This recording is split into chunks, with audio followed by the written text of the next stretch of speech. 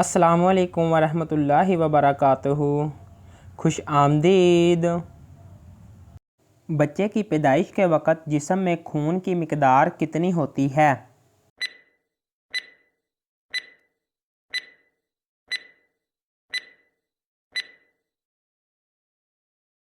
जवाब है 1 चाय के कप के बराबर।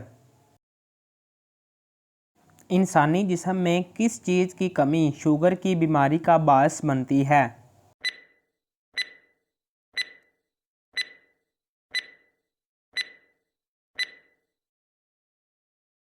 जवाब है इंसुलिन की कमी।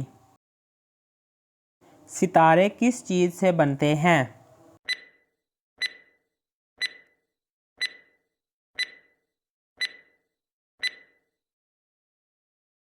जवाब है बाल्स एंड गैस से।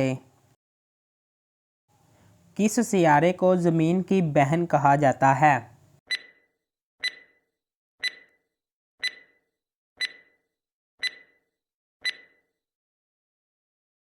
जवाब है वेनस को। कायनात की सबसे बड़ी गैलेक्सी कौन सी है?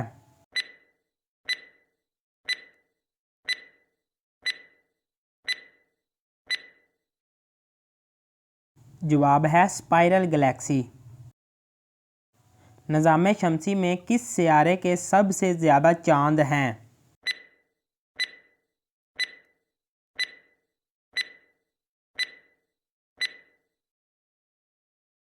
जवाब है जुपिटर।